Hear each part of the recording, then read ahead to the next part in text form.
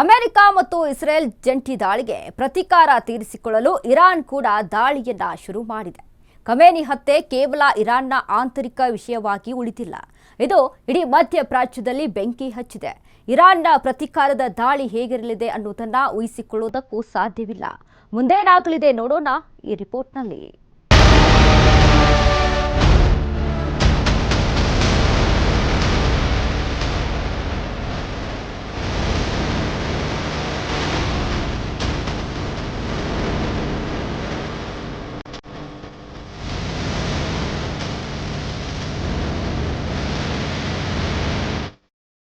ಇಡೀ ಮಧ್ಯಪ್ರಾಚ್ಯ ಬೆಂಕಿಯ ಉಂಡೆಯಾಗಿದೆ. ಫೆಬ್ರವರಿ 28ರಂದು ನಡೆದ ಜಂಟಿ ದಾಳಿಯಲ್ಲಿ ಸರ್ವೋಚ್ಚ ನಾಯಕ ಅಲಿ ಖಮೇನಿ ಸಾವನ್ನಪ್ಪಿದ್ದಾನೆ. ಇದರ ಬೆನ್ನಲ್ಲೇ ಇರಾನ್ ತನ್ನ ಕಾರ್ಯಾಚರಣೆಯನ್ನ ಆರಂಭಿಸಿದೆ. ಇರಾನ್ನ 100 ಕ್ಷಿಪಣಿಗಳು ಈಗ ಇಸ್ರೇಲ್ನ ಟೆಲ್ ಅವೀವ್ ಮತ್ತು ಅಮೆರಿಕದ ಸೈನ್ಯದ ನೆಲೆಗಳ ಮೇಲೆ ಅಪ್ಪಳಿಸುತ್ತಿವೆ. ಇದು ಕೇವಲ ದಾಳಿಯಲ್ಲ, ಅಮೆರಿಕ ಮತ್ತು ಇಸ್ರೇಲ್ ಅಸ್ತಿತ್ವಕ್ಕೆ ಇರಾನ್ ನೇರ ಸವಾಲು ಹಾಕಿದೆ. ಇರಾನ್ ಗುರಿ ಈಗ ಅಮೆರಿಕದ ಸೈನ್ಯದ ಮೇಲೆ ಇಟ್ಟಿದೆ. ಇಷ್ಟೇ ಅಲ್ಲ, ಗಲ್ಫ್ ರಾಷ್ಟ್ರಗಳಲ್ಲಿರುವ ಅಮೆರಿಕದ ಪ್ರಮುಖ ಸೇನಾ ನೆಲೆಗಳ ಮೇಲೆ ಕ್ಷಿಪಣಿಗಳ ಮಳೆ ಸುರಿಯುತ್ತಿದೆ.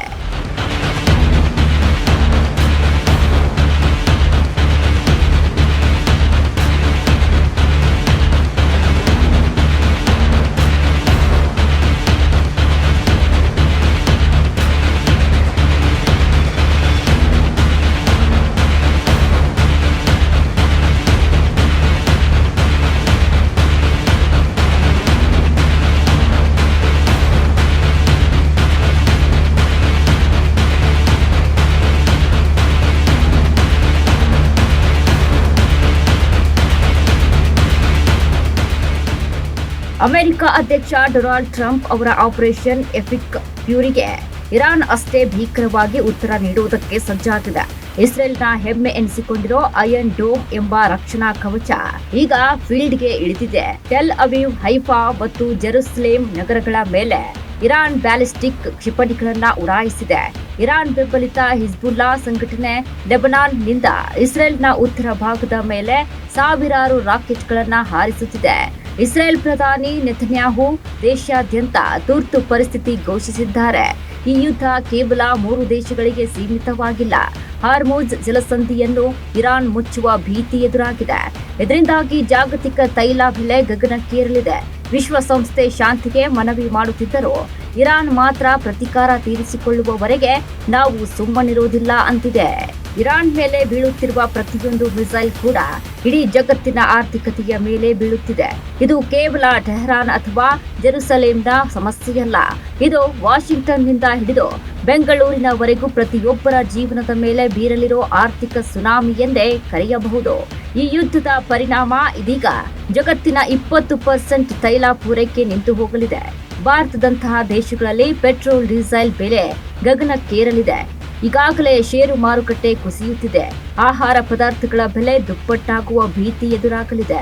ಇಂದು ಇರಾನ್ನಲ್ಲಿ ಸುರಿಯುತ್ತಿರುವ ಮಿಸೈಲ್ಗಳು ನಾಳೆ ಪ್ರತಿಯೊಬ್ಬ ಸಾಮಾನ್ಯ ಮನುಷ್ಯನ ಜೇಬಿಗೆ ಕತ್ತರಿ ಹಾಕಲಿವೆ. ಒಂದು ಕಡೆ ಶತ್ರು ರಾಷ್ಟ್ರಗಳ ದಾಳಿ, ಮತ್ತೊಂದು ಕಡೆ ಪ್ರಭಾವಿ ನಾಯಕನ ನಿರ್ಗಮನ. ಇರಾನ್ ಈಗ ಅಗ್ನಿ ಪರೀಕ್ಷೆಯಲ್ಲಿದೆ. ತೈಲ ಮಾರುಕಟ್ಟೆಯಲ್ಲಿ ಆತಂಕ ಶುರುವಾಗಿದೆ. ರಾಜತಾಂತ್ರಿಕ ವಲಯದಲ್ಲಿ ಆತಂಕ ಮನೆ ಮಾಡಿದೆ. ಖಮೇನಿ ಅಂತ್ಯದಿಂದ ಇರಾನ್ನ ಒಂದು ಯುಗಾಂತ್ಯವಾಗಿರುವುದಂತೂ ನಿಜ. ಆದ್ರೆ ಆ ಯುಗ ಬಿಟ್ಟು ಹೋಗಿರುವ ಬೆಂಕಿ ಇಡೀ ಮಧ್ಯಪ್ರಾಚ್ಯವನ್ನೇ ಸುಡಲಿದೆಯೇ ಅಥವಾ ಇರಾನ್ನಲ್ಲಿ ಶಾಂತಿಯ ಹೊಸ ಹಾದಿ ಹುಟ್ಟಿಕೊಳ್ಳಲಿದೆಯೇ ಅನ್ನೋ ಪ್ರಶ್ನೆ ಇದೀಗ ಎದುರಾಗಿದೆ. ಇಷ್ಟಾದರೂ ಇರಾನ್ ಯಾವುದೇ ಕಾರಣಕ್ಕೂ ಸುಮ್ಮನೆ ಕೂರೋದಿಲ್ಲ. ಇರಾನ್ ನೇರವಾಗಿ ಯುದ್ಧ ಮಾಡದಿದ್ದರೂ ಅದರ ಬೆನ್ನಿಗೆ ನಿಂತಿರುವ ಲೆಬನಾನ್ ಹಿಜ್ಬುಲ್ಲಾ, ಯಮನ್ ಹೌತಿ ಬಂಡುಕೋರರು ಮತ್ತು ಇರಾಕ್ನ ಮಿಲಿಟೆಂಟ್ ಪಡೆಗಳು ಅಮೆರಿಕದ ಮಿತ್ರ ರಾಷ್ಟ್ರಗಳ ಮೇಲೆ ಏಕಕಾಲಕ್ಕೆ ದಾಳಿ ಆರಂಭಿಸಬಹುದು.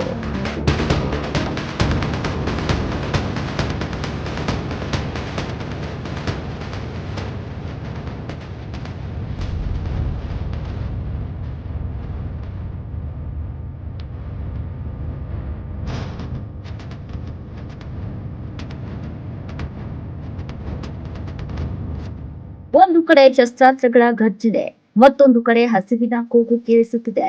ಈ ಯುದ್ಧ ನಿಲ್ಲದಿದ್ದರೆ ಮಿಸೈಲ್ ದಾಳಿಗಿಂತ ದೊಡ್ಡದಾದ ಹಸಿವಿನ ದಾಳಿ ಇಡೀ ಜಗತ್ತನ್ನ ನುಂಗಿಬಿಡುತ್ತೆ. ವಿಶ್ವದ ದೊಡ್ಡಣ್ಣ ಅಮೆರಿಕ ಮತ್ತು ಇಸ್ರೇಲ್ ಹಚ್ಚಿದ ಈ ಕಿಚ್ಚು ಸಾಮಾನ್ಯ ಜನರ ಬದುಕನ್ನೇ ಸುಟ್ಟು ಭಸ್ಮ ಮಾಡಲಿದೆ. ಯುದ್ಧ ಬೇಡ, ಶಾಂತಿ ಬೇಕು ಅನ್ನೋದು ಕೋಟ್ಯಾಂತರ ಜನರ ಅಭಿಪ್ರಾಯ. ಆದ್ರೆ ರಣರಂಗದ ವಾಸ್ತವ ಮಾತ್ರ ಬೇರೆಯೇ ಇದೆ. ಟೆಹರಾನ್ನಲ್ಲಿ ಎದ್ದಿರುವ ಒಂದು ಸಣ್ಣ ಕಿಡಿ ಇಡೀ ಜಗತ್ತನ್ನ ಸುಡಲು ಆರಂಭಿಸಿದೆ. ಅಮೆರಿಕ ಮತ್ತು ಇಸ್ರೇಲ್ ನಡೆಸಿದ ದಾಳಿ ಹಾಗೂ ಸರ್ವೋಚ್ಚ ನಾಯಕ ಖಮೇನಿ ಅವರ ಸಾವು ಇದೀಗ ಇಡೀ ಜಗತ್ತನ್ನ ಆತಂಕಕ್ಕೆ ಒಳಪಡಿಸಿದೆ. ಭಾರತಕ್ಕೆ ಇರಾನ್ ಕೇವಲ ಒಂದು ದೇಶ ಮಾತ್ರ ಆಗಿರಲಿಲ್ಲ, ಅದು ಇಂಧನದ ಪ್ರಮುಖ ಮೂಲ ಮತ್ತು ಮಿತ್ರ ರಾಷ್ಟ್ರ. ಇರಾನ್ನಲ್ಲಿ ಯುದ್ಧವಾದ್ರೆ ಭಾರತದಲ್ಲಿ ಪೆಟ್ರೋಲ್ ದರ 100ರ ಗಡಿ ದಾಟಿ ಎಲ್ಲಿಗೆ ತಲುಪುತ್ತೋ ಗೊತ್ತಿಲ್ಲ. ಲಕ್ಷಾಂತರ ಭಾರತೀಯರು ಕೆಲಸ ಮಾಡುತ್ತಿರುವ ಗಲ್ಫ್ ರಾಷ್ಟ್ರಗಳ ಸುರಕ್ಷತೆಯ ಬಗ್ಗೆ ಇದೀಗ ಆತಂಕ ಶುರುವಾಗಿದೆ. ನವದೆಹಲಿ ಈಗ ಅತ್ಯಂತ ಎಚ್ಚರಿಕೆಯ ತೂಗುಗತ್ತಿಯ ಮೇಲಿನ ನಡೆಯನ್ನ ಅನುಸರಿಸುತ್ತಿದೆ. ಇರಾನ್ ಈಗ ಒಂದು ಸುಡುತ್ತಿರುವ ಜ್ವಾಲಾಮುಖಿ. ಇದು ಶಾಂತವಾಗುತ್ತಾ ಅಥವಾ ಸ್ಫೋಟಗೊಂಡು ಇಡೀ ಜಗತ್ತನ್ನ ಸುಟ್ಟು ಭಸ್ಮ ಮಾಡುತ್ತಾ ಅನ್ನೋ ಪ್ರಶ್ನೆ ಎಲ್ಲಾ ದೇಶದ ದೊರೆಗಳನ್ನ ಕಾಡುತ್ತಿದೆ. ಯಾಕಂದ್ರೆ ಇಲ್ಲಿ ಸೋಲು ಗೆಲುವಿನ ಪ್ರಶ್ನೆ ಇಲ್ಲ, ಇಲ್ಲಿರೋದು ಅಸ್ತಿತ್ವದ ಪ್ರಶ್ನೆ ಮಾತ್ರ.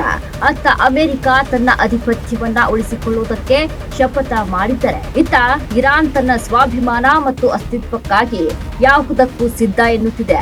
ಇಸ್ರೇಲ್ನ ಕಿಡಿ ಈಗ ಹತ್ತಿಕೊಂಡಿದೆ, ಆದ್ರೆ ಅದರ ಶಾಖ ಇಡೀ ಭೂಮಂಡಲಕ್ಕೆ ತಟ್ಟುತ್ತಿದೆ. ಇದು ಈ ಹೊತ್ತಿನ ಸ್ಪೆಷಲ್ ಸ್ಟೋರಿ. ನೋಡ್ತಾ ಇರಿ ಅಶ್ವವೇಗ ನ್ಯೂಸ್, ಇದು ಸತ್ಯಾನ್ವೇಷಣೆಯ ಓಟದಲ್ಲಿ.